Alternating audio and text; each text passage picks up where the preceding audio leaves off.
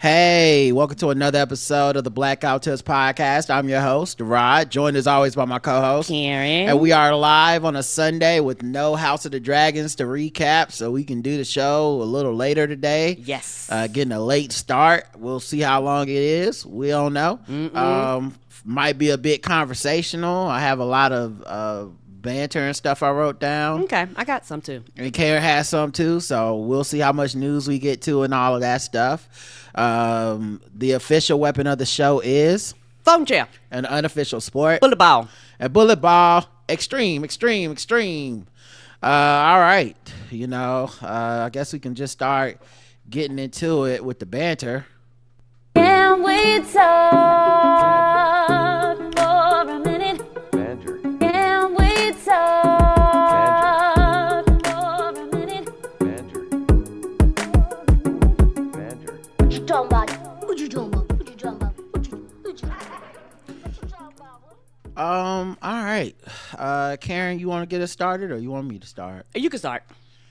The Olympics are over and finally we can stop loving the country. Oh, Black folks can take them flags off. it was a tough 2 weeks.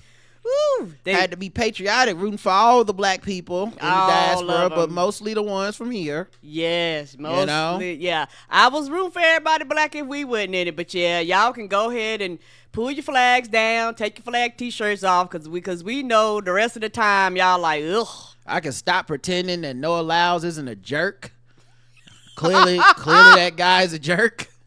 And I don't think it's going to stop anytime soon. Most fast people are jerks. It is what it is. I'll say that with no true animosity other than just, it's hard sometimes rooting for a jerk, So it's like, oh, cool. We can take the flag off and now back to normal. Back to life, back to I reality. didn't watch much of the Olympics, but I did find myself rooting for us when I did. And USA. I know they trying to cheat one of the gymnasts. They going back and forth over her bronze medal. Shit. So we got that shit going. I know Steph went up in France and gave them buckets down the stretch. Yes, I watched he that did. live. That was great to watch live because they needed every bucket and he was giving them nothing but that work. So bad that they ran up on his wife in France and yes, yeah. Aisha Curry got ran up on in France while she was going out. Right. And Draymond Green was over there trying to help or something and said that I think a child got water or something thrown on him or something like that. But yeah, that was a thing that really did happen. Wow. Yeah. It's not that. That's how much he was on their ass. Okay. France was like, it's on site with your whole family. They say not only you. They was like If we see everybody can get some. Yeah, if we but see Riley out, it's on. it's on and popping. And the thing is, Steph was like, I will not lose. Because Yeah. I do not know, but I could see this being him, LeBron's, and KD, one of their last Olympics. I could see, them opting out of future ones, or maybe one or two at the max, maybe one. Because, 4 years is a very long time, and a lot of them, they're in their 30s. And I think LeBron might be 40. So I do not see them, making it to 1 or 2. And they was like, dog, this literally might be our last hurrah before maybe 1, 2, or maybe 3 of us maybe retired before the next Olympics. So if we're going to do this, now is the time. Right. Well, this is the video. I guess. Touch your baby. J'ai pas touché, I don't touch your baby, okay?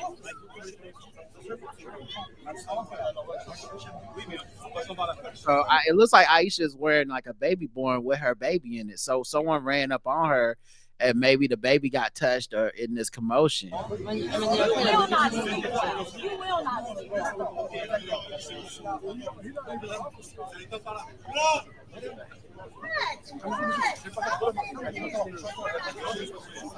Yeah, I can't. They're not really talking to him. It's just her talking to the police. no one's really explaining what's happening with the camera. Here comes Draymond. Nobody's allowed to cross the street right now. Oh, yeah, Sorry, no one. and then they told us we couldn't go back over there. Oh, Steph Mama out there too. That's who was up there first. Yeah. And she was like, the fuck is this? What you not gonna do is this bullshit in another country. Yeah, Sonya don't play.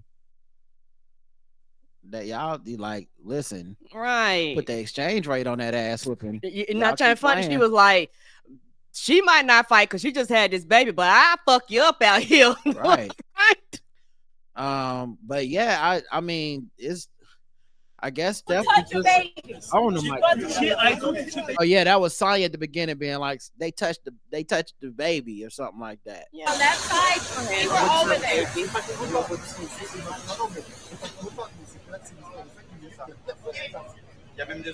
Better have a Voilà. Look, all they won't let us go back over there where we came from. They won't let the driver come here, and they won't let us go back over there. They're trying to leave. Oh, yeah, Sorry, no one. and then they told us we couldn't go back over there to come here and go here and there. Now they're stopping us. Man, but I mean, that's just how hot Steph was. Ooh. You right. He was on their asses. He was cooking with fish grease. That one of them threes, I just said, man, just stop it, Wardell. Right. It's no need. One of them, and I don't know who the photographer shot him shooting it over Wemby. Yeah. And Wemby is tall and long. Yeah. And one thing I can say about Steph, he is a shooter that is in a league of his own.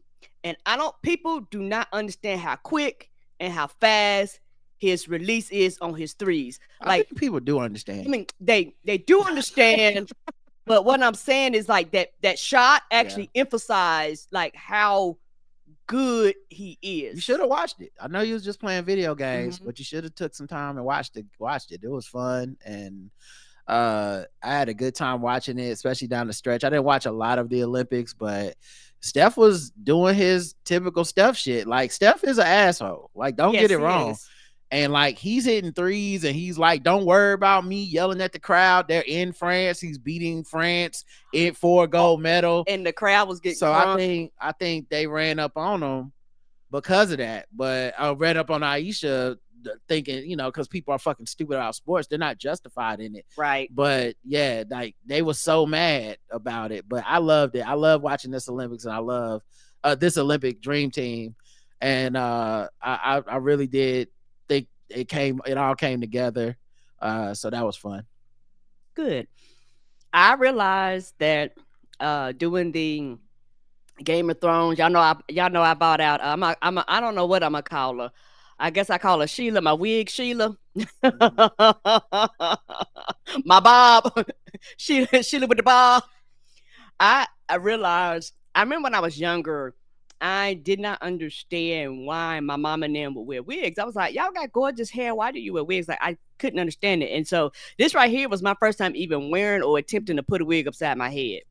And so when I went to go get the wig, I don't even they have like a little liner that you put up underneath the wig so it don't mess your hair up.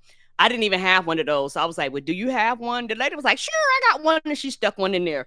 And so I went through the process and I realized that I actually really enjoy wigs. I was like, you know what? I felt like I'm every woman type of thing. I know that might sound silly. I'm every woman. What does that mean? Yeah. How Shakan go, I'm every woman. Because, with wigs, you could be anybody you want to be. I could be Sheila. I could be Karen. I could be Roxanne. All I got to do is change my wig. I'm a whole nother woman. Mm-hmm. And so it was just fun just to play around. I was like, oh, I see and I understand why people wear wigs, because it's fun to actually just change up your hairstyle, but you're not fucking up your own hair, like your hair. You're not cutting it and chopping it and all that type of stuff, because I actually absolutely love my natural hair, so I'm not going to do anything to fuck it up. So I was like, oh, I can see why, people do wear wigs. Yeah, if I, ever had a job that requires, quote unquote straight hair, yeah, I will wear wigs now, because I was like, I'm not fucking up my hair. Yeah, I try to be a whole closet full of mannequin heads in there, because I was like, you know what? I'm gonna be anybody I want to be today. Yeah, a lot of people were complimenting it on the website. We saw it on YouTube, lots of comments. So I think it was a hit with everybody. You gotta wait 2 years unless one of these spinoffs comes along for you to see it again. And I'm glad y'all liked it. And initially when I seen it, I didn't know it was a bob until I like put it on. I was like, oh shit, it's a bob. I didn't know it was a bob.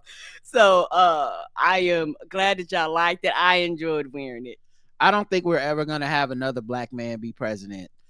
And the reason I was thinking about this is because I think we're all too old now, and the age range to be president is like the lowest is around my age, and I don't think that can happen in America anyway, because for a black man to be president would mean they didn't have a lot of stuff in their background, and I don't know any black man who didn't make a rap mixtape in their 20s. And so I think Barack is probably the last one who never really tried to be like a rapper, and it was before the internet blew up. But now any black man who wants to run for president is one SoundCloud song from resigning.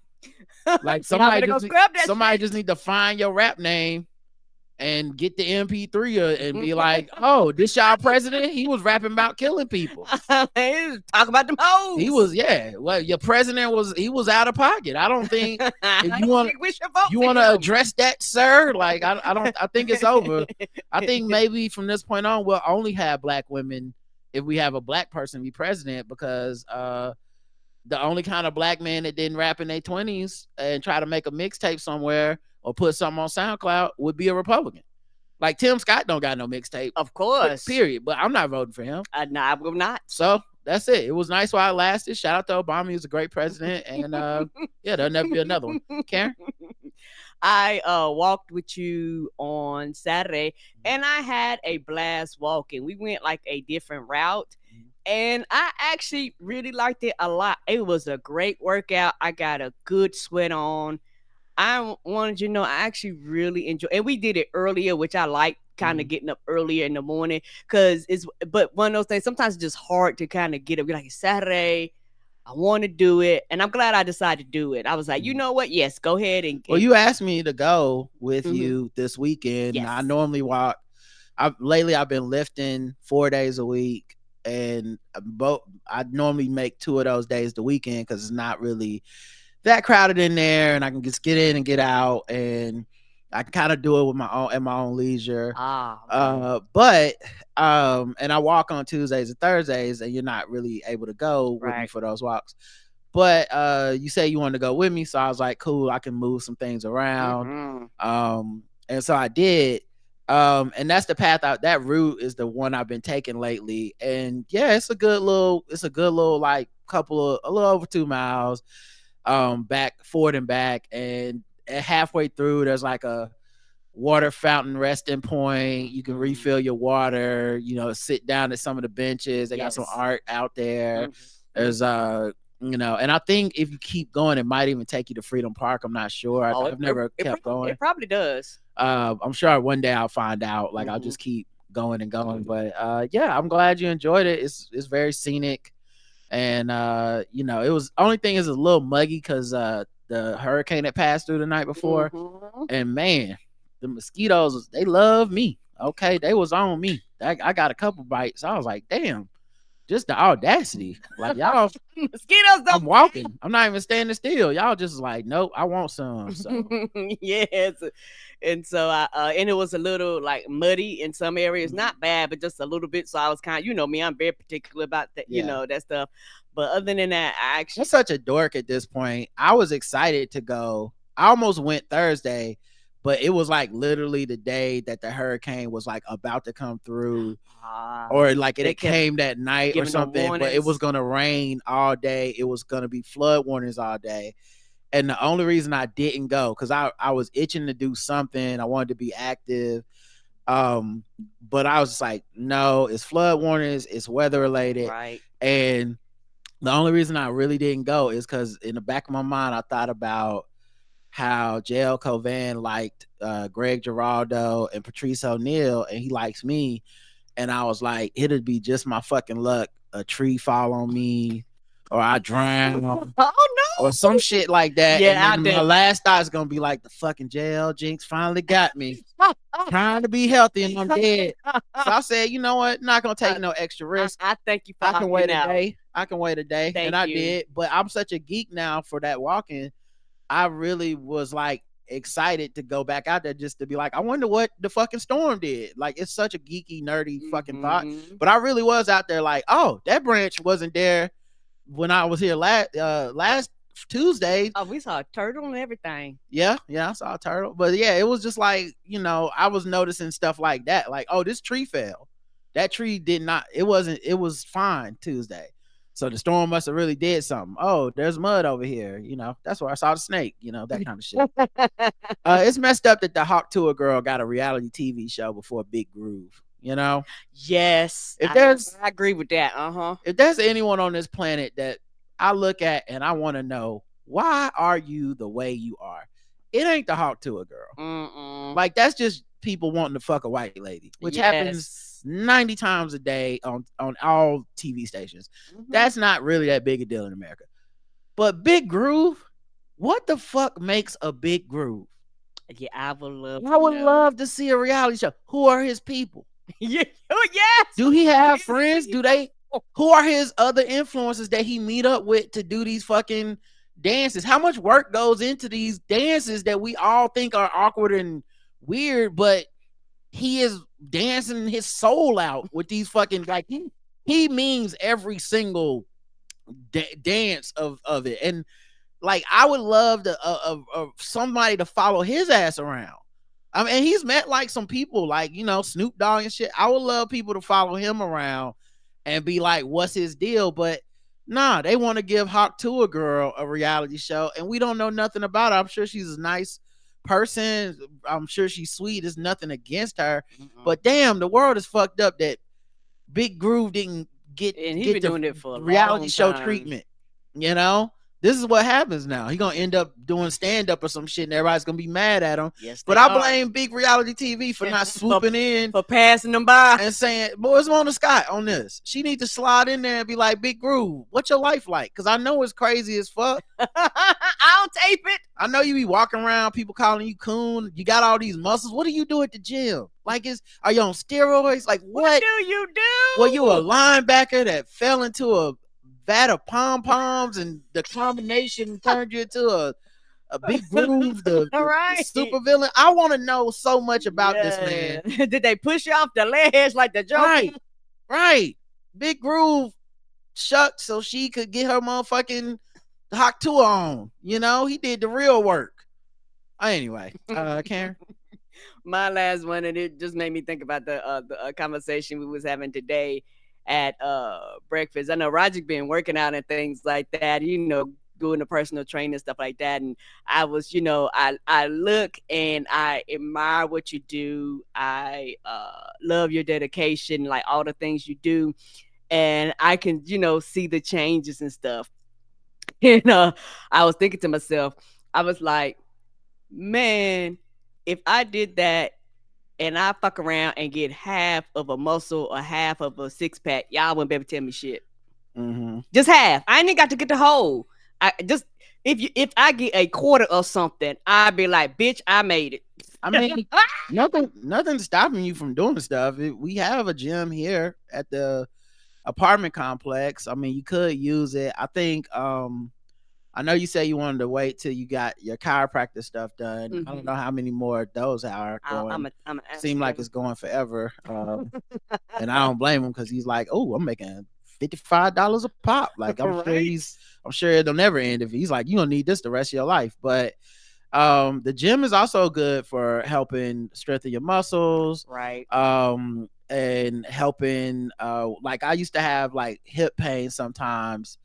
But because I keep doing these fucking squats and step ups and all this stuff, I really haven't felt that type of pain. And then my lower body's just gotten so much stronger than it was. Right. But it's just from a constant like going in there and doing it for 3 to 4 times a week. So And just that movement just kind of yeah, it's definitely helps. possible, and we could probably figure some stuff out to do here if need be. But Okay. yeah, just I guess let me know when Okay. you're ready. Yes, sir.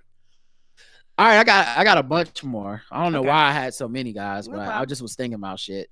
I was watching For My Man, this true crime show on Mhm. TV1, which is like my favorite fucking show. The amount of episodes I have on my DVR is really insane. Like it's really no one should have this many episodes of anything. Like I haven't filled my DVR up like this since Cheaters. And so Oh yeah, we used to really keep them cheaters up. and it's getting to the point where I know the episode. So like within 5 to 10 minutes I can be like, "Oh no, I seen this one." and you can delete it. Yeah. Yeah. Sometimes I delete, sometimes I run them back. It just depends on how good the episode was. But there was a couple. This episode was so crazy. There was a woman who was like a spiritual witchy type of voodoo lady who moved out to like a rural area of the country, and she would give people spiritual counseling. And so this couple was having relationships problems, and so they came to her to be like, "Can you fix our relationship?" And so she did like whatever stuff that they say, whatever her spiritual stuff was, she did. Mhm. And they came back and was like, it didn't work. It's still we still got a bad relationship. And she's like, well, y'all need to pay me some more money and I'll do some different stuff, but blah blah. And they was like, no, you have not done a good job. We don't know how to communicate and we can't work together. And then they attempted to murder her together. Woo! And they almost killed her. They burned the house down. She just happened to be like alive enough that they didn't notice that when they ran out to after they burned the house, she was able to like run out, and her daughter found her in the yard. Wow. So they literally left her for dead. Yes. And I was thinking, I wonder if halfway through the crime they will realize it worked. She had fixed their relationship. They were murdering somebody together. That takes communication, coordination. Yes. You gotta be on the same page. Now, was it a good murder? No, but they didn't. She never said I would make y'all smarter. She just said I'll make it so y'all could work together. And they of course went to jail for attempted murder, and she did live. So shout out to her. I really appreciate that. Most of the time they don't. Most of the time it's a dead person, but somehow this lady lived. But like, I feel like they should pay her some commissary. They should pay her something. Someone on the outside should come back and be like, you did fix her. Or they should at least apologize in court. Like, you know what? You did that. Okay? You did the thing. You did your big one when you said we was going to be together and we was going to start working in unison. I didn't see it coming till I was stabbing you. Then I handed her the knife. Then she was stabbing you. And that's when I said, you know what? Damn. The family that slays together. So the money was worth it then. Right. That's what I'm saying. I just hope when I die, I just hope whoever tells my life story is generous as the narrator, as the narrator woman on For My Man. Yeah. When I tell y'all, listen, okay, all right, this is a safe space. Can we talk here? We can talk. We can say what we need to say. Okay. Don't judge me for this, guys. All right. I know some of y'all getting ready, got your fingers on the keyboard or your phone already. Take them off. I don't want to hear it. I'm telling you right now, I'm wrong. Before I tell you the story, I'm telling you, I know my mind is wrong for this. But I'm going to also tell you something else. You wrong. So you in this with me. I don't even know you, stranger, and you going to say, nah, I'm not like that. I promise you you're like that. When I watch For My Man, the way this woman, narrator, completely makes it seem normal to ignore the reddest of fucking flags is the wildest shit I've ever seen in my life. And I do turn into an old ass black person judging everybody. Like, it's just like, Do you have like a recording of a? I don't have a recording of it. I can Okay. just tell y'all the stuff that be happening. It's Okay, no problem. like because the first 5 to 10 minutes is first they show you the murder. Then they got to go back and tell you like the people. So it's like, oh, they found him outside dead on his porch. And it's never like, it's very rarely like a mystery. It's just like someone clearly murdered this person in a way that's going to get them caught. Because why would they be making a show about the ones who got away? It's a show about the motherfuckers stupid enough to get caught. That's so, unsolved mystery. And at the end, people go, why is it unsolved? It's in the title. It's like a pregnant woman was killed on her front door with from a bullets. And and then within 5 minutes it's like, who could it be? Her ex-boyfriend who treated her great and never talked to her again, and she cheated on him and left? Could it be her new boyfriend that seemed to like her a lot, but then he had a secret wife, and turns out he got this woman pregnant and she was gonna keep the baby, and him and his wife drove over there and shot her? Maybe it's that one. Like it's never like, wow, oh, they almost got me with the first one. But anyway, that's not the problem. What I'm saying is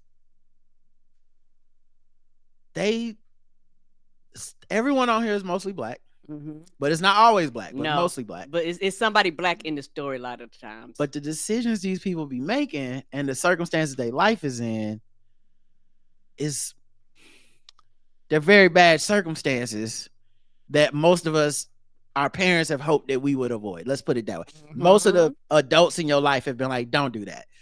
But they talk about it so nice. So they'll be like, Brittany was a great student in her middle school.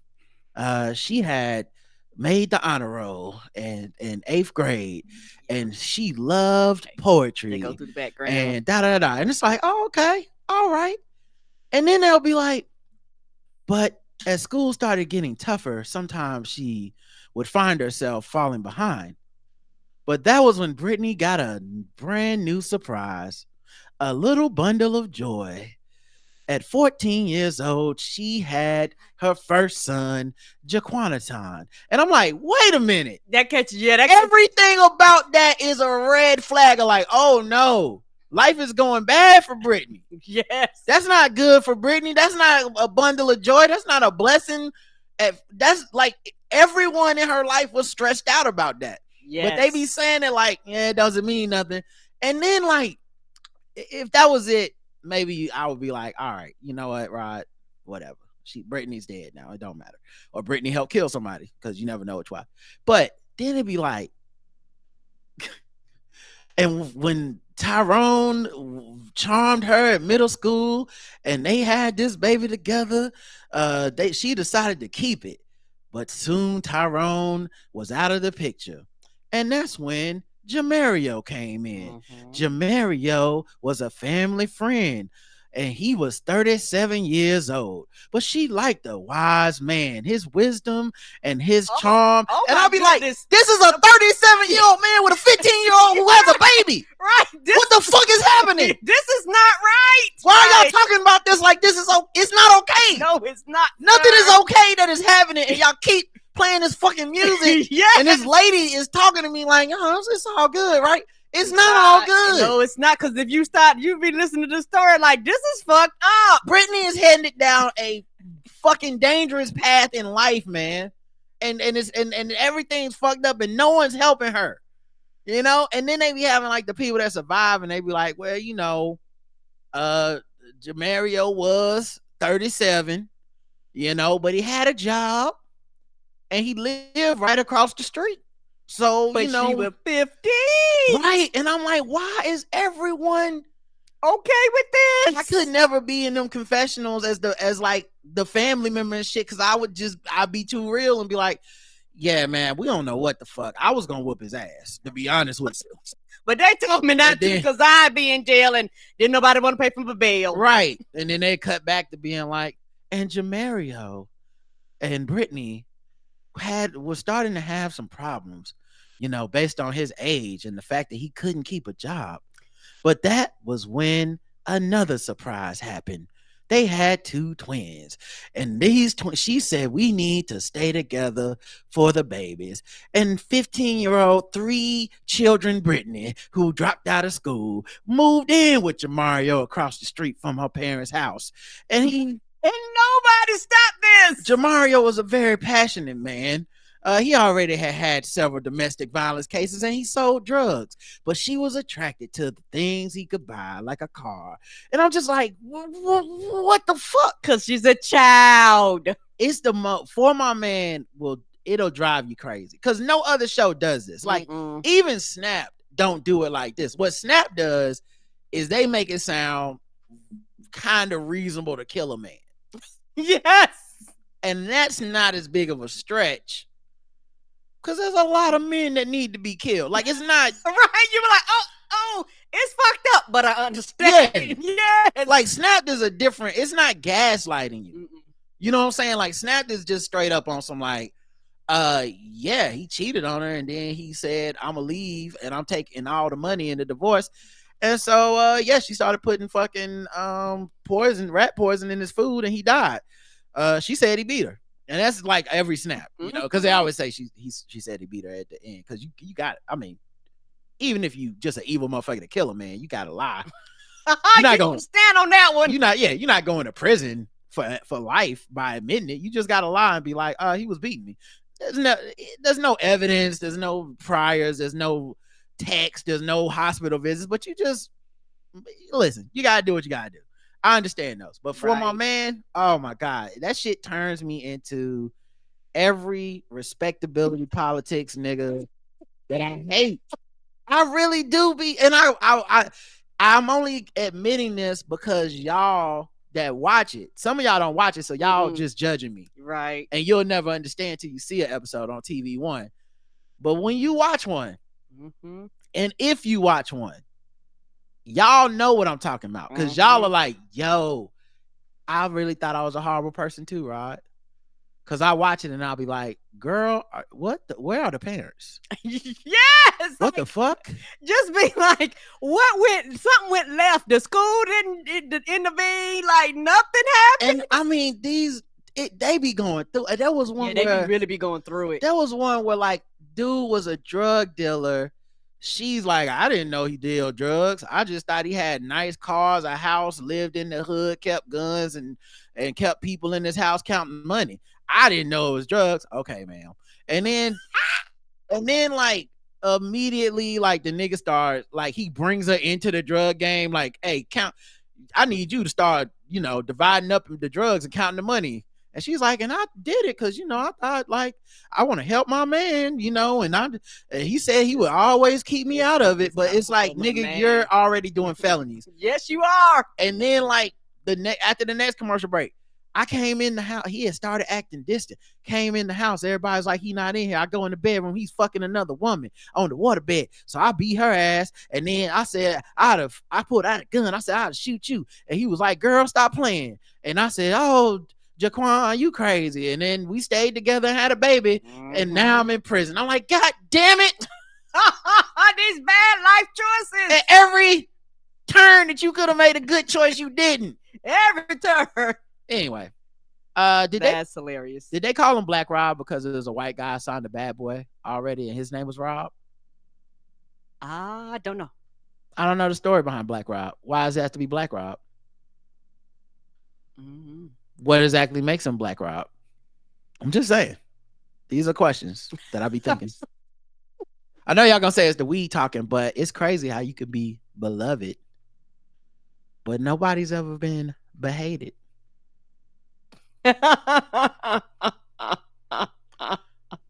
How come we don't say that? I think I'm gonna say it. I'm starting it. If nobody's saying it, fuck it, I'm starting. I don't know if Webster's got it in the dictionary. I'm starting the movement today.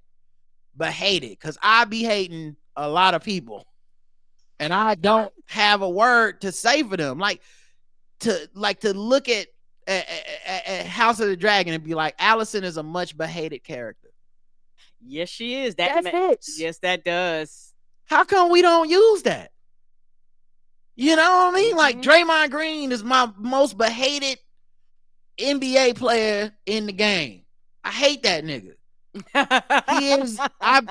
He is behated to me. You know, wherever I see him, I want bad things to happen to him. I want unfortunate stuff to happen in his basketball career, not his life, but you know what I mean? Like, yeah, behated is a thing. It should be a thing. I can't believe it's not a thing already. I'm on Instagram, and of course, my algorithm just shows me mostly IG models and stuff like that. Even my friends and the celebrities I follow, I mostly only see their stuff when they thirst trapping. Which, yes, you know, it's how I set it up. I ain't no shame in my game. You can't shame me if I'm telling you straight up, like, I'm here to look at butts. If I happen to see you posted your birthday, I like that too, but it's not why I'm here. You know what I'm saying? Respect. But Kelis, Nas's ex, I hate you so much right now. My milkshake bring all the boys to the art. Kelis. I don't know when she did this, but she has turned being fine into a full-time job. I don't know how she did it. Ain't she? Don't she be farming and shit sometimes? Yes. Okay, yes, and I've seen them. But honestly, it's being fine. She's trying to trick us into thinking it's the other stuff. It's just her being fine. Yes. All she does is exit water and walk towards the camera and sell me shit on Instagram. Yes, she does. And I watch it every single time. I don't know. I'm on Instagram. So the secret to health is daily alkaline elderberry gummies for $50 a bottle. Okay, that'll make you fine as Kelis. Apparently, I need to get into some of this shit. Is she always selling something? NFTs, whatever. I don't know what she's doing. Like, I'm sure she's telling us what she's doing, but I don't know if that's what she's doing. Me either. She might be getting by on fine privilege. Like, I've been fine. I'm gonna start selling y'all shit. A lot of other IG models do it. Yes, they do. They be like, oh, flat tummy tea, and I'm like, nigga, you know, it was Dr. Miami. Come on with the flat tummy tea. You know, it's like when Khloe Kardashian used to post workout videos. And it's like, Khloe, I'm not saying you don't work out. Right. But girl, we know that's not what you selling. That's not what's happening. But yeah, Kelis, man, oh my God. It's just, all she do is just be gorgeous and just tell us something. I don't even know what she be saying. I watch half of them with mute. Because I don't know what the fuck she talking about. It don't matter. I just know she gonna sell me something. I don't know what she be talking about either. Yeah, and she knows she fine. Like, you know, she's just standing there being fine all these times. Whoa. Yeah. Okay. They come down. It's around. She had a safari in Africa with lions and elephants. 2 a.m. in the morning, and they start moving out around 8. Amazing. They do come. Wow, that's crazy. Yeah. So we're right at the borderline for the Ngorongoro crater, which is amazing. And this property is so beautiful because this gotta be an advertisement for Tanzania. Yes, touring.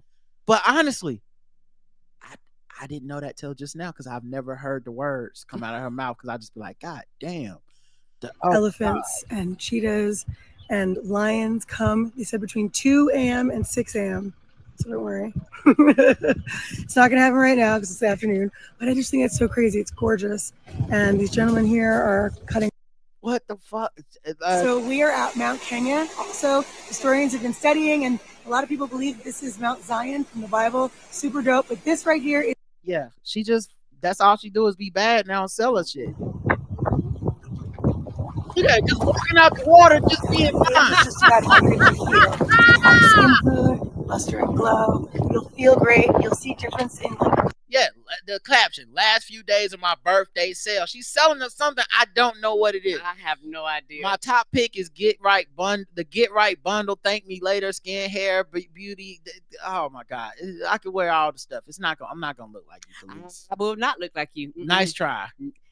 Even if I do get a wig, I won't look like that. Nice try, Kelis. Try to convince. Yeah, you just need to get the bundle, nigga. I'm gonna look like me with a bundle. That's right, me with a bundle. It's not gonna happen for me, and how dare you? How dare you? I hate when I'm in the gym lately and someone starts doing the same exercise as me, but they put more weight on. You know, look, we both know I'm just getting started. All right, I'm trying to run my own race. I know that, but you don't gotta gloat. I'm running my own race. Run your race over there. Don't run your race. You gotta use the machine next to me. Oh, I'm on the treadmills, 57 treadmills. You get on the next to me, and then you start full sprinting, nigga. Okay, I see what you're doing. You know what? That happened. That happened to me at the Y one day. Years ago. I was at the Y, and the same went early in the morning, and there was like a bunch of equipment. I'm over here by myself. The person came right beside me. I stopped and I just moved. Right. I was like, the fuck? You could have you passed all this bullshit to be right beside. Like, I don't understand. Now, if it's the only thing open, cool. But it's like, okay, I get it. Anywhere. You strong. You trying out for the fucking, the Panthers. Like, congrats, bro. But today I was doing the sled, and it was part of a circuit of stuff. So I was doing a lot of different things. Like, you do a set of one, and you do a set of another. I'm doing the sled.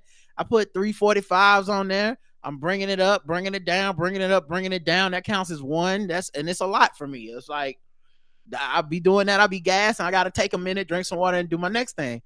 And this dude came in, and it's 2 sleds. Okay, one's empty. Now, I know he seen me do it because he came over and asked me. He said, hey, you using that sled? I said, yes. The one with the weight on it? He said, yeah. I said, yeah, I'm using it. He said, okay, cool. Then he proceeds to go and put 645s on his sled. That's a lot of weight. I had 3.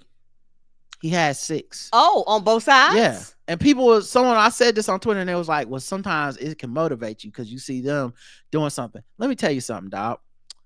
If you put double the weight, you're not motivating me to want to, I need to do double the weight. I'm not crazy. Right. I thought that was an immovable amount of weight until he started doing it. I was like, it would never be a reason to put that much on the sled because obviously you would not be able to move that motherfucker. Because I think the most I've gotten to was 4 plates, and that shit was wearing me the fuck out, and I was trying hard. And I think that was the week that I hurt my knee a little bit. I was like, shit, I gotta take one of these plates off. This nigga was so strong. And I was just like, I don't need this. 6. Yes. I don't like it. All right, last thing. I don't like it. It's just a joke, everybody, but seriously. That's hilarious. Do that. No, don't kill yourself. No, I'm not gonna kill myself. I'm saying the person, if you a strong person, be humble about it. Okay. I don't need it in my face. Oh, you done with that bar? I need to put 7 more 45s on it. No, man. Go to where the fucking NBA players work out or some shit. If you don't take your ass to a strongman competition with Mark Henry and get out of here with us regular fucking people. Hey, get out of here. Good grief. I don't know who came up with spinach and artichoke as their dip inspiration, but they did their big one. I don't know. Because if you I think about food retroactively. Most people just think, oh, it's good. That's not how I think about food. Someone had to be the first motherfucker to be like, I'm going to take this spinach. I'm going to take this artichoke. I'm going to make a dip. We're going to put it on some chips. It's no fucking, who is that genius? I don't know, but that shit is, they was in their goddamn bag. Had to be somebody white, but they was in their motherfucking bag. I don't even know that it had to be somebody white, Karen. Put some cream cheese in it. Oh, yes, sir. Let's go. I have no idea because I think about shit like that all the time. Because I've had spinach. I've had artichoke. Yes. At no point in my life have I thought, man, these will be banging together in a dip. It does not cross my mind. No point. And they had to cook it. Cause it's not like you just put raw spinach and artichoke in. They went through some machinations to get that shit. Just I think about this all the time. Who's the first motherfucker to start rotating that chicken? Yeah. They did something. They did something that different day. Yeah. The caveman was looking around with they chickens on sticks, burning one side to death. Yeah. And the other side raw as fuck. And then this motherfucker came and set up 2 sticks and a stick between it and stuck it through the turkey and through the chicken and started spinning. And these niggas like, what? And I'm sure they was taking bites this chicken's so fucking soft and juicy. What the fuck you do to this? My shit is burned on one side and icy on the other. I don't know what's happening. Just because the thing about food it's amazing the combinations, because I remember this been some years ago. You had got to go to like a taste testing. We got to taste the menu before they put it out, and I forgot whatever sandwich this was, but this sandwich had like apples in it. And oh yeah, we went to Amelie's new menu tasting. Yes, for Yelp. Yes, for the Yelp Elite. Yes, and we went and we was trying like all their stuff, and this sandwich, it was turkey, apples, mustard, and then some type of bread, and it was banging. Yeah, I looked at it, I was like, this is a wild combo. Yeah. When I bit in that bitch, I was like, oh shit, the apples motherfucker set this off. I'm gonna make something one day, because I know Pizza Tacos didn't do it. Like, it wasn't one of the ones, but just the fact that I had the audacity and the fucking motivation to go buy the ingredients and make it, I'm so proud of myself, because I'm like, listen, if Pizza Tacos would have been like that, I might be a billionaire. Motherfuckers would eat. If I could make I sell that shit to Pizza Hut, be rich as hell. Okay. But they probably tried it already, or they figured out why it won't work. But whoever cracks that motherfucking nut, that motherfucker they're going to print money. So, all right. That is it for the banter segment. I guess we can let's see. We'll do a little bit of news too. Okay. Let me get some music so we can get into news. There we go.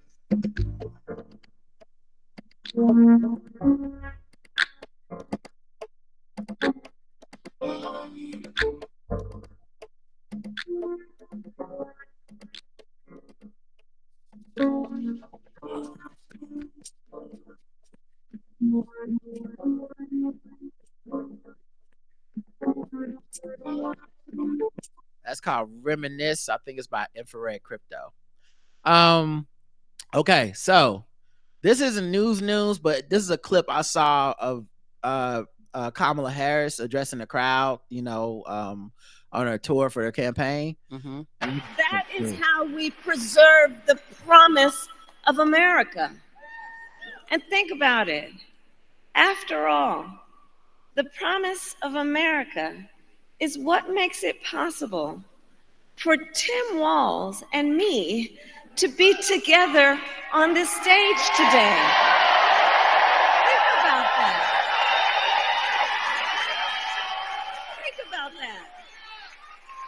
Think about it. 2 middle-class kids, one a daughter of Oakland, California, who was raised by a working mother. I had a summer job at McDonald's.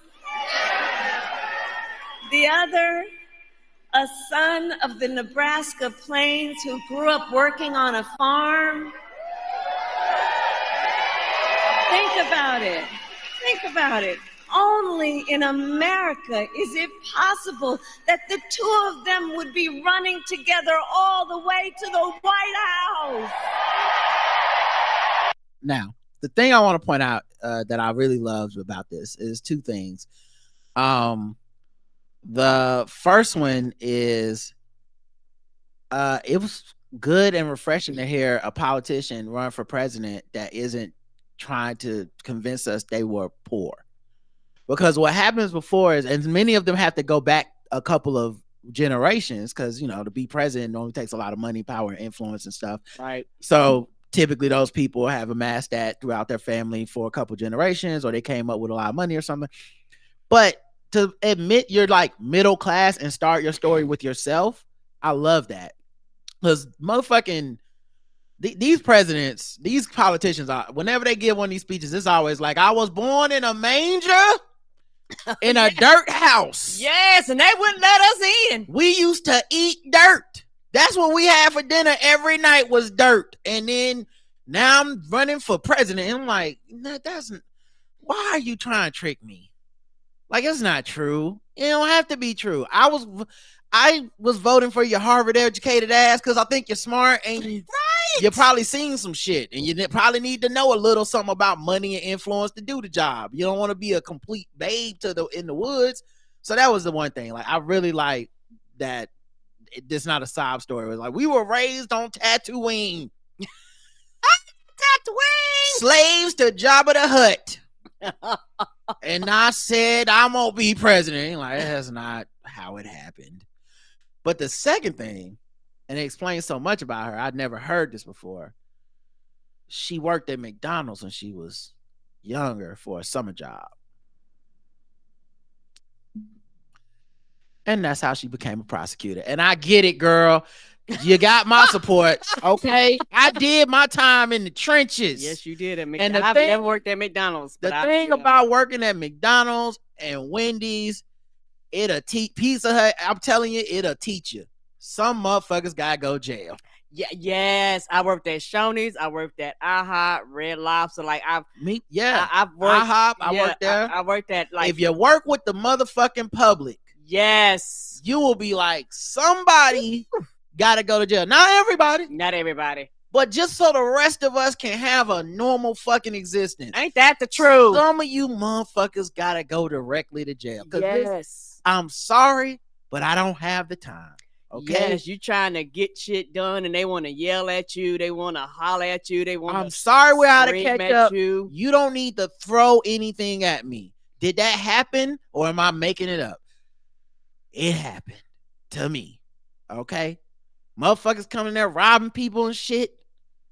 Motherfuckers threatening people. I'll kill you. I'm going to come back to your job and kill you. That happened to me too. Some motherfuckers got to go to jail. Now, y'all lucky I'm not a prosecutor. Honestly. Like, if it wouldn't have been for motherfucking this comedy, I don't know what would have happened. Ain't no telling what would have. My villain origin story almost happened in those motherfucking in those fast food places. Like, I'm a good person. I'm not even saying I will be out here trying to incarcerate people for nothing. I'm just saying, all right, Harvey Dent. Yeah. I was just saying, some fry grease get on one half of my face, I would have been Harvey Dent. Right. I've been flipping coins on y'all ass. Anyway, I like that speech. A couple charges wedding guests $333 each in an effort to save money. Okay, don't mean I got to go. Yeah. The average wedding now costs couples tens of thousands of dollars. So to cut down on spending, newlyweds Nova and Remo Styles. Sorry, those names just sound like 70s blaxploitation main characters.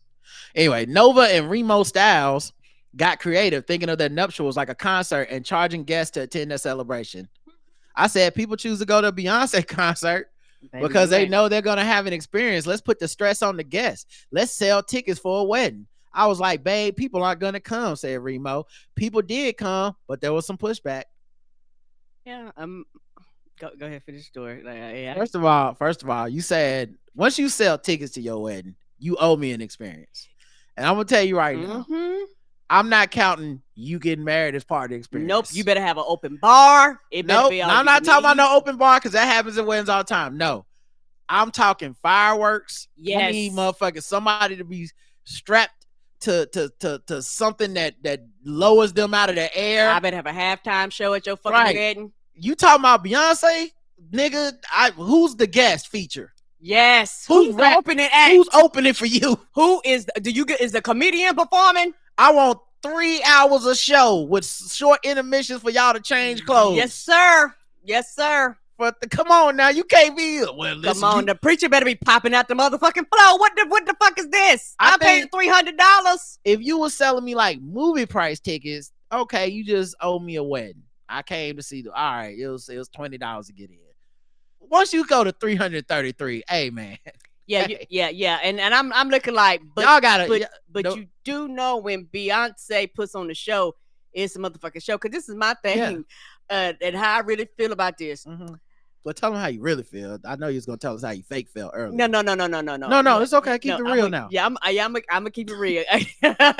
I feel as though y'all shouldn't have a wedding. Like you just shouldn't, because and the biggest reason why I say this is because it's kind of a social contract that most people have when it comes to weddings. And a lot of people have weddings that they can't afford. Like you literally can't afford it. And so instead of doing something cheaper and within your budget, you want to go big and then charge other people to come, which you have the right to do. And other people got the right to tell you to kiss their ass and they ain't paying and they're not coming. I just think you could start a GoFundMe if this is like a thing. So you have your budget ahead of time and you're not having to charge people for tickets or whatever. Or, you know, if you decide to go this route, which is fine, I think you just have to put entertainment into it that's not just a wedding. Right. Because I think it's such a change of the polarity of the custom where like I come to your wedding, maybe I get you a gift. You know, it's supposed to be just about my presence because you decided this is important and you would like me to be there. Right. And of course, other people in your circle get married. Now there's gonna be a weird, like, I paid $333 to see you get married.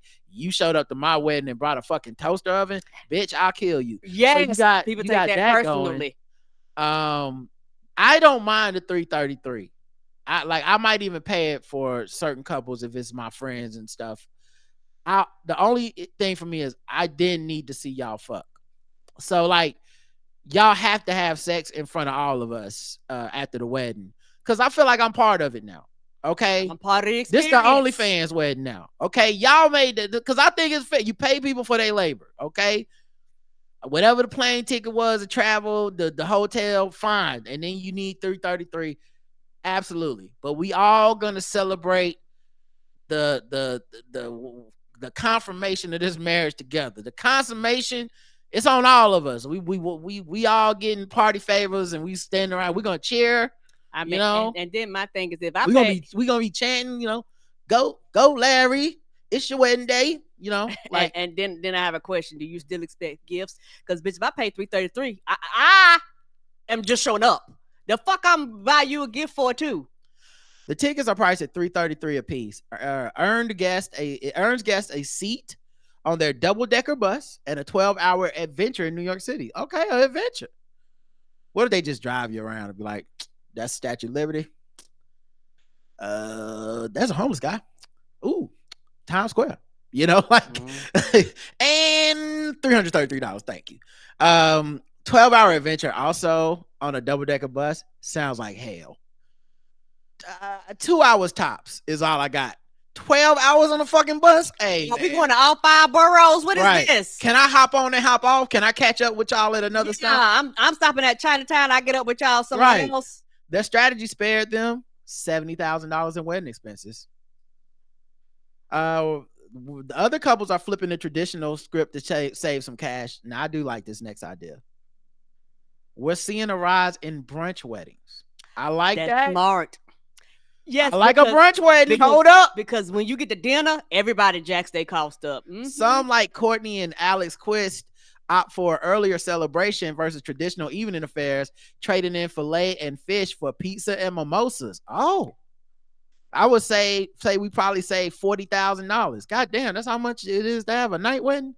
Yeah, because they charge you, and also the trick of it. And I do understand that people in the wedding industry, but the trick of it, once you say wedding, everything goes up because a lot of times you can have this shit and not say it's a wedding, like just do the whole thing that you were going to do anyway and not say it's a wedding and you'll save money. But the second you say wedding, everybody jacks their costs up from the venues to buying the dress. Like everybody jacks their price up because when you say wedding, everybody assumes that you're going to just spend all the money you can. So a lot of times what a lot of people do is when they do venues and shit, they don't even tell them it's a wedding. Like, oh, we having a party. Like, you know, they or whenever they going and buying shit, they just tell everybody this is something, because you're not quote unquote lying.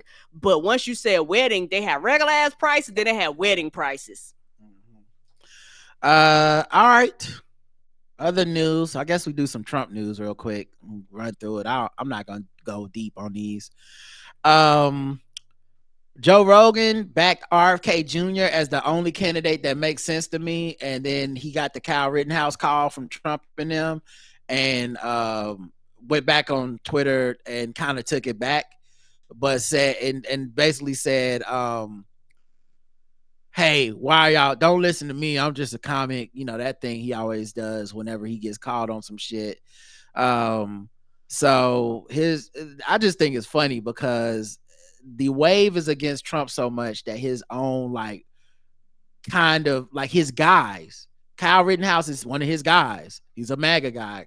Joe Rogan is one of Trump's guys. He says a lot of kind or inquisitive things about Trump, a lot of mean and negative things about Joe Biden and Democrats. And so him saying, and of course endorsing Kennedy just tells you more about the kind of person Joe Rogan is, because Kennedy's such an unserious fucking candidate. But the point being, Joe Rogan felt that wave and was like, it don't look like it's going Trump way. I think it should be Robert F. Kennedy. And it wasn't just him. There's Nick Fuentes and this other dude that's another like right-wing pundit. They both jumped ship, and then I think they both got the call and came back and was like, oh no, I mean, it is still Trump. I mean, see, I was just saying that because y'all was gonna think I was saying it, and then I was gonna make fun of y'all. Oh yeah, keep jumping off the boat because you really telling us how you feel. It's good to see them fighting, because the other thing is the Trump campaign be fighting within. So like they got to come out, and JD Vance is like, oh, fuck Nick Fuentes. It's like, that's funny because y'all called him and tried to make sure you got his endorsement back, but all right, whatever.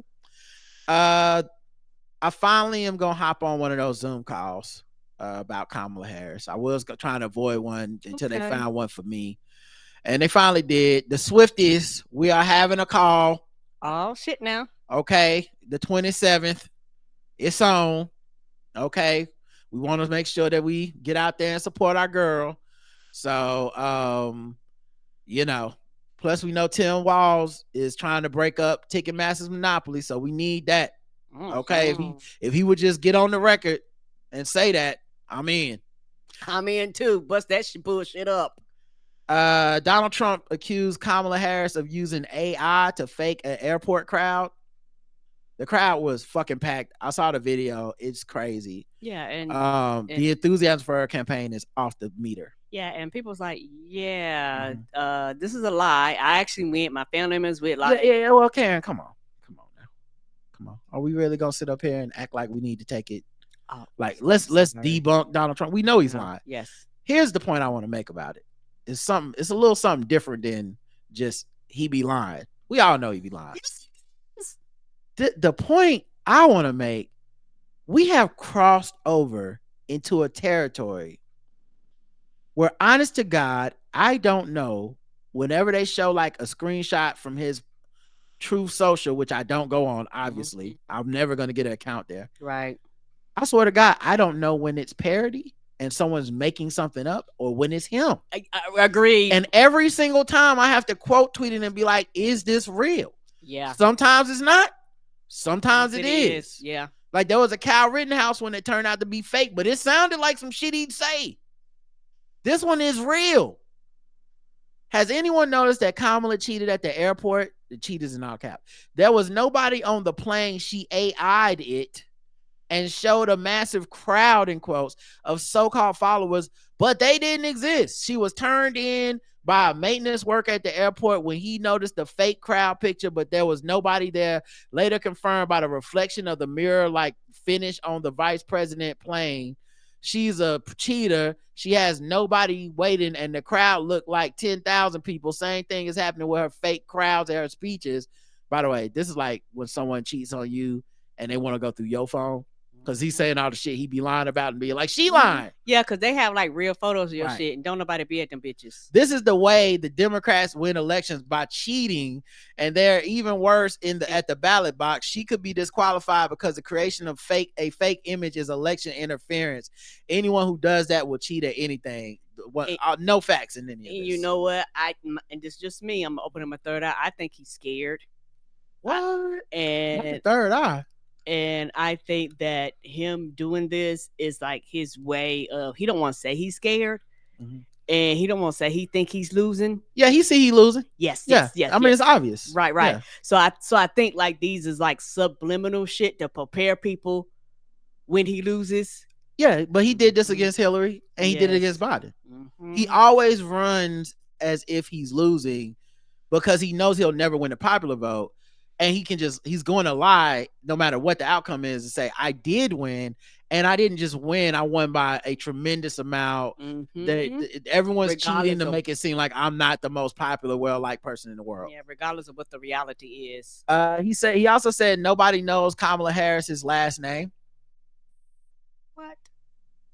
He says, Kamala Harris, you know, it's interesting. Nobody really knows her last name. If you ask people, do you know what her last name is? Nobody has any idea what it is. Harris. It's like Harris. He expressed his disbelief at her rise in politics. I don't know how the hell did this happen. Right. Yeah, I know Harris's. Karen, what? You know Harris's. Is that what you got out of that? If that was Joe Biden, they fucking shoot him in the back. They take him out back and just shoot him, put him down. Yes, that was like, oh man, you lost it. Right. Why isn't that a bigger story? I read that on balleralert.com is where I read that, guys. Not a cryon on CNN with a constant 24-hour footage and them bringing on experts to tell me he needs to step out. Not New York Times writing 17 editorials in 3 days like this nigga needs to step down. He's not presidential. I read that shit on balleralert.com. No offense to balleralert.com, but you know what I'm saying? Like, motherfuckers know that this story is not where it would be because motherfuckers don't care. Right. I 100% agreed. And yeah, you're making me think and you're making me angry all over again. It's one of them things I'll go, well, bitch, why don't you put this bullshit on the front page? Because every time Joe Biden coughed wrong, we was fucking acting like we was supposed to just take him outside and shoot him like, oh, yellow. Now, this is like be a bit surprising to you, Karen, but apparently Donald Trump called Kamala Harris bitch multiple times. That's not surprising. According to the New York Times. No shit. He calls his opponent, Vice President Kamala Harris, a bitch repeatedly, per reporting from the New York Times based on two people who heard the remark on different occasions. Of course, the spokesperson denied the remarks. That is not language President Trump has used to describe Kamala, and it's not how the campaign would characterize her. Child, I don't believe you. That man be calling her all kinds of bitches and niggas. Get out of here. Yeah, keep in mind, the same dude that they sell merch at every one of his rallies that says stuff like Joe and the hoe, Trump that bitch about Hillary Clinton. You know, like there's a lot of open misogyny at his rallies. And of course, he's openly misogynistic, asking people if they're on that period and stuff, for asking him tough questions during the debate. So none of it's beyond the pale or imagination, but I just thought that's wild that it's like, oh no, of course not. Okay, he would never do that, and we're just gonna let it ride. That's in the New York Times, and it's not calling for him to step down, for the record. They just reporting it. Not calling for him to resign. Not saying. Not telling Republicans they need to go back and get a real candidate. Not saying that. Interesting. Not saying they should have what is an open election. It's too late. That convention is over. Okay. But yeah, they not saying any of that. No. But we need to make JD Vance. No, none of that. Anyway, Celine Dion's team called out Donald Trump for using her song during the rally. Oh no, she not here for that. Yeah, she don't agree, and she don't want him using her shit. I don't blame her, child. She been sick and stuff, and child, she sung her ass off on that goddamn Eiffel Tower for the Olympics. She was like, bitch, you not. Yeah, it was My Heart Will Go On, I think. And he played it at a rally in Bozeman, Montana. That happens every time he runs. People like, don't run and play my shit. So her management team and her record label, Sony, became aware of the unauthorized usage of the video, recording musical performances and likeness of Celine Dion singing My Heart Will Go On at Donald Trump, JD Vance campaign rally in Montana. In no way is this use authorized, and Celine Dion does not endorse this or any similar use. And really, that song, that was the end of it, but that's a good statement. In addition to that, Isaac Hayes' estate is suing Trump for $3 million for unlawful use of Hold On, I'm Coming at campaign events. No one fucking likes you. Right. That's why they keep telling you to take their shit down. None of these artists fuck with you. Like, what's crazy is I can understand in 2016, maybe. I could almost understand his, like, surprise. Because he had been treated like a celebrity and like a funny side joke. Yeah, they didn't take you seriously. And then he ran for president. People still thought it was funny until he won and started governing. And people realized, oh, he means all this shit and he's a piece of shit. And then suddenly it was, what? They don't fuck with your boy no more? Nigga, it's 2024. You know they don't fuck with you. Stop playing that shit. You know they're going to tell you to take that shit down. Like, you've only gotten worse. Yes, you've only gotten worse. Because the thing is, even at y'all convention, y'all not cool. So all the people that you want, they're like, I don't fuck with you. Y'all make whack ass music. You have whack ass rappers. You have whack ass performances. Play that shit. Play that. Like, because they'll be more than happy.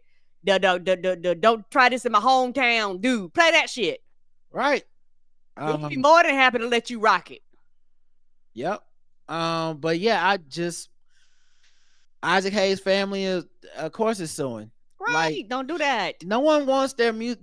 This is what's so funny about Republicans that they won't admit. Conservatives, they love celebrities. Yes. Donald Trump is a celebrity. That's why they have him as a president. That's why they worship Ronald Reagan, because he was a celebrity. They love celebrities. Celebrities don't love them for the most part, but the ones that do are the wackest ones. They whack. And it's just like they are with every other group, right? So like, they hate black people, but they would love black people to like them. So they do get a couple black people that like them. And who are they? Tim Scott. The wackest nigga. The only other ones that will like them, you basically have to go write some rapper a check that you definitely don't fuck with, don't listen to, and they don't know anything about you other than you wrote me a Trump check. And I don't mean that tax return. I mean actual like that. That's the stipend. I mean you wrote them a check basically like you would an influencer and said, just say you fuck with me. And they're not even getting the good rappers. Nope. The only rapper they got that was like good was Kanye, and Kanye is obviously dealing with mental health shit. So no one's taking his word for voting, you know. Although there was a good 6 months where you motherfuckers liked his music so much. I'll never forget y'all trying to convince me he was playing 3D chess. And I'm like, no, I think he's off his meds. Yep. And they were like, no, man, see, you got to understand the Republicans and the Democrats. Like, nope, you're not using Kanye on my black ass. Anyway, so the people they do get are Kid Rock, Ted Nugent. You know what I'm saying? Like, no one wants to be these people. No one looks up to these people. Or old ass Clint Eastwood looking at an empty chair, and we think like we thought that was crazy before Joe Biden, like years before Joe Biden. We was like, did Clint lose? Is Clint okay? That's how bad that was. So yeah, I really do think they have to basically gank music. Like the good songs are not made by the people they fuck with. Yeah, we play it till they tell us to take it down. Basically. And it doesn't make sense, right? Because you would think if you were, you know, if I was in charge of Republican, whatever the fuck they do, well, I guess we're playing nothing but Kid Rock and Ted Nugent. That's all. We don't got a choice. Like, that's like, we just gonna have to learn these songs, y'all. Nah, they can't help themselves. Like, go and play Ain't No Mountain High Enough. Yeah, we just got sued. Go ahead and play them whack ass music. Yeah, just y'all really even like. Lean into it. Y'all know y'all like it. But yeah, y'all don't even know this shit. Lil Pump says he's leaving the U.S. if Kamala Harris wins. I swear on everything. Okay. I think we all know what this means. Do you need some money? You got one of them checks, didn't you? You got one of them checks. No one's voting not voting because of Lil Pump. None of us can name 2 songs. This is a rapper, right? Right. Okay. None of us can know anything about Lil Pump. I think the same thing of Sway Lee, and I have to think these things because anything less, and I have to just go, oh, you're a fucking idiot. So I just have to hope that you got a check and you went, I'm gonna embarrass myself for the check, but whatever. Like, I don't like Amber Rose. Hey, I already got a tattoo on my forehead. Fuck it. Right. I like Trump too. Right. Make the check out to Amber Rose. You know what I mean? I'm guessing that's what happened because nigga, what? Lil Pump, fam.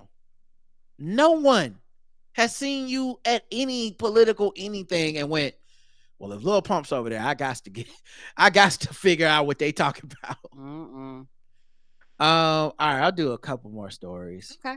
Andre 3000 said Kendrick Lamar and Drake's feud made him a little sad. I can see that. He was talking to Crack Magazine, and he said, in the early days, you had kids in the park rapping against each other, but it's different now. You got people with 100 employees, livelihoods, empires, company deals. All of that can be jeopardized if you don't have anything to lose. Sure, go for it. But if I've already made it, I'm not sure it's even worth it anymore. Yeah, I mean, I know, there's been other people that haven't liked this. Andre's a sensitive guy, very thoughtful man. Right. I could see him feeling that way about that. And so I don't hold it against him, but it already happened and the party is over. Yes, it is. The thing I would say though to Andre 3000 is what was up when you hopped on that remix and started shitting on everybody wearing them big white tees? Did they not have nothing to lose? Was you not with nothing to lose? Yeah, you get a little because you owed the brother them niggas that day, and I loved it. It's one of my favorite times. I said, I didn't know Andre had the evil in him like me. Okay, he was like me. I went and threw my white tees in the trash. I said, I need to grow up. Okay, Andre is telling me some things like Andre went after them white tees, man, and I said, oh God, it's over. It's over for them tees. Yeah, Andre 3K didn't stand a chance. Right, yeah. Apparently we offer these now, Andre. Okay, it's like when Jay-Z came out against them the jerseys and said put a suit on, and I was like, oh, okay. And they put suits on. Now, unfortunately, it was big ass suits, oversized suits. That, we might as well kept them motherfucking. The measurements was 3 inches off everywhere. Yeah. But yeah, when he hopped on the Walk It Out remix and started going in, I said, see, I think I got to grow up. Your white tee, well, to me, look like a nightgown, make your mama proud, take that thing 2 sizes down. It was people that had a song called Stunting in My White Tee at the time. That was a hit. But I guess it's there. Andre's older now. He's wiser. He's seeing some things. For some people, when they get older, their perspective is different. Yeah, and also, not trying funny, you have a different perspective when it's not you directly being impacted by it too. All jokes aside, a lot of these people that was they know these people and shit. Yeah. Yes, and they have working relationships. Is one of the things where you go, I don't want nobody to fall out, but guess what? Sometimes niggas just ain't gonna get along. You just have to accept that. Drake drops 100 gigabytes of unreleased content, including 3 new songs. Chad, I'm not listening to none of that. The new songs had the new songs were It's Up, Blue, Green, Red, and Housekeeping Knows. Young Thug and 21 Savage make an appearance on the first song, while Lotto pops up on the last. All I'm gonna say is this: you go to Atlanta when you need a check balance. Let me spell it out for you. It's the real nigga challenge. Why would you go and put out the songs with the Atlanta niggas right now? It's hot for that, right? They looking for that. Do something right. Kendrick said you wouldn't do. Yeah. Don't do some shit you. God damn it, Drake. And who knows? Not trying funny when they record. They may have recorded this. Who knows how long ago? Yeah. For him to release, and it was like, nigga, this ain't new music. The fuck, Aubrey, what are you doing? Right. Even if it is new music, it's new to these people that's hearing it. We don't know that this is old. That's true. It's the fact that he thought I'm gonna put this out right now, and it's Atlanta niggas on the song is crazy. Yes, that like that's the problem itself. But for the artist, they go, nigga, this is an old song. Even though it's new to the public, they go, nigga. I mean, you're saying that, but I don't know that it's old. Well, I don't know either, but it could be song that was recorded prior to this. Right. And they're like, why you put me in the middle of more bullshit, dog? Like, stop it. Well, they're not disses to Kendrick. So he wouldn't be putting you in the middle of it by saying we're talking shit about Kendrick. It's just more like I said, that's not the part I'm concerned about, because I think those dudes are still cool with Drake. I think 21 is done it. Other like stars are starting to come out of the like, hey, I'm still Drake's friend closet. You know, Steph Curry is coming out and being like, I still mess with Drake, stuff like that. I think KD went that photographed with him and shit like, so he's doing that. And 21 Savage is one of those people too that took pictures with him and was like telling everybody chill. Anyway, my point is, if someone just dissed you, like, what was the other options? You was gonna put out a song with the girl from Stranger Things, right? Like, these are things that were just brought up about you in the diss, and then you go do them. Just no strategy. It just doesn't make sense. And that's my thing, because they're like, now I'm catching a straight bullet off this bullshit. No, it might not be about him, and they're looking like, now why am I in it?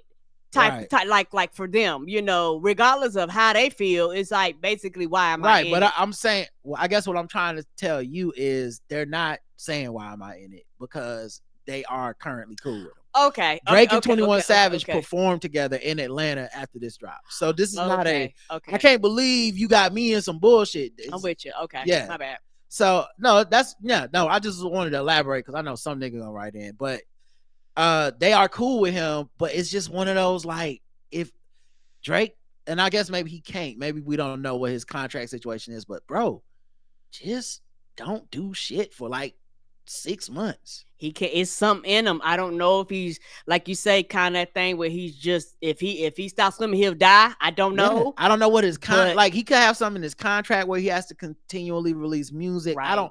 It just is like such a weird thing that he can't see. The one thing he could do is just disappear for like 6 months and pop up, and people would be like, oh shit, Drake's back, like an event, as opposed to this shit where you like, Drake's back, posting them weird ass Katharine Hepburn pants again, looking sullen in the mirror with a fucking passive aggressive caption, goats don't worry about kings or some shit, and you just like, what, man, just why did you do this? Right. That's how it feels to me. Last story in the hip hop. Well, no, there was 2 stories. Okay. Lauryn Hill says their U.S. tour with the Fugees was called over low ticket sales, which she attributes to media sensationalizing her canceled show last year. Lauryn, it was more than one show, and it was also being late. But I love Lauryn, and so I you know, I hope she's not listening, getting upset with me. But you know, it wasn't just that one show. But I think the trend that no one's talking about that is bigger than this is a lot of artists have been canceling tours. Not all of them the Fugees trying to do a reunion. Jennifer Lopez, J-Lo, Tyler, there's Black Keys. There's like a thing happening in music where you almost can't be a middle act, a nostalgia act, or just a like, oh, we have a niche thing. You used to could before Ticketmaster and all this price gouging and this weird resale shit and you used to, and all these fees, you used to could just be like a group that was like, yeah, we charge like $25 or some shit. Yep. You come out, we get enough people to fill up enough of the stadium, and we go to the next place. And now it's like, if you're not a boutique, we just do like clubs or small venues. Really small, right? Or you're like, I sell out stadiums. There doesn't really seem to be much of a lane for just the in-between touring act that like it used to be.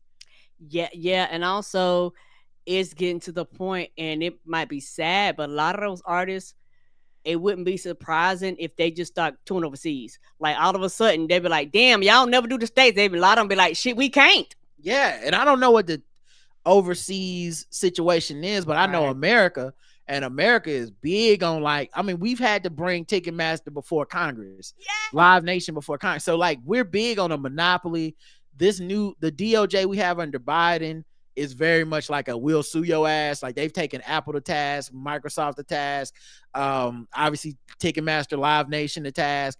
So they're like trying to do something about big tech and big, you know, monopolizing. They took Xbox to task. So like, yeah, they're trying to do something, but I really do think while everyone is just laughing at Lauryn Hill, or ha ha J-Lo, I think people missing the forest for the trees, which is something's happening Yes. with the too many of them. With the economics of bands touring, because that used to be the place where even if you had a shitty record deal, you do shows and you make your money that way. And there would be artists like, say, an Ashanti or somebody who's just making money, not even putting out new music, just she's always doing a show somewhere, getting a bag and going to the next spot. And I'm wondering if that shit is fucking over unless we do something about Ticketmaster today.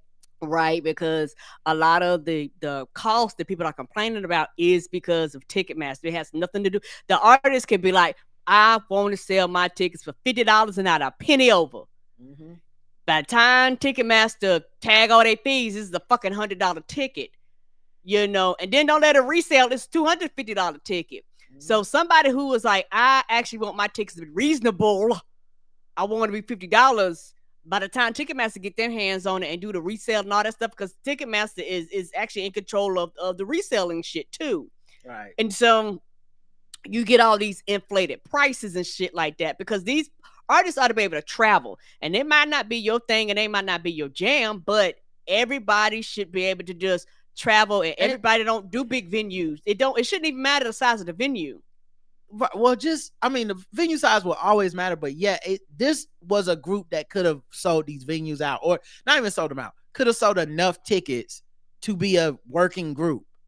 And now that's not feasible. And I think it's happening more and more. And I'm, it's a little bit disheartening, because I wonder what this means for the industry as a whole. Cause there's a lot of current acts that aren't as big as the Fugees today are, you know what I'm saying? Like, meaning even after years and years and years of not putting out music and erosion, there's still people that go see a Fugees concert that won't go see, some of these other artists that are coming up. And how do you make it if it's not a fucking hit? If it's not like, if I'm not a hit, if Tyler couldn't tour, not forget what y'all think about colorism, right? All that shit. Y'all know that's not the reason motherfuckers did or did not buy a ticket. Come on, right? Let's be real. None of us are sitting. Not none, but not enough people in America care about colorism or the diaspora wars to be like, I'm refused. She had a #1 hit on the fucking charts or a very high hit, and crickets, because it's just like, I forget there was another group that canceled their tour that wasn't J-Lo. I forget, but it was somebody that I remember thinking like, damn, people like them. Anyway, it's just I'm just noticing that this is happening. I'm just bringing it up first. And like you say, it's a trend. And like you say, all the artists should be able to tour. It doesn't have to only be Beyonce and Taylor Swift. Because that's what people use against it as an argument, to be like, well, if it was Beyonce, people would, right. But let's be honest, that's not really about what music is supposed to be. Right. You shouldn't have to be Beyonce to be the only kind of artist that can tour. Agreed. If we cut it down to just it's Taylor Swift, or you just got to go down and perform in front of the Piggly Wiggly, we are fucking this thing up. This is the same thing that happened with comedy, to a certain extent, where it's just like you're losing a skill level of just the professional, maybe not the headlining big tour act, but just they gonna give you something and you can pop up and see them somewhere and you just pay and support them, and we're losing that. And I think we're gonna end up where it's gonna either be you got a #1 hit or you're huge on Instagram type of artist to tour, and that's gonna be wild. Yeah. And the thing is, there are a lot of those middle road acts. Yeah. Across the board, and as each generation gets older, like whoever the thing is now is going to be their middle of the road acts.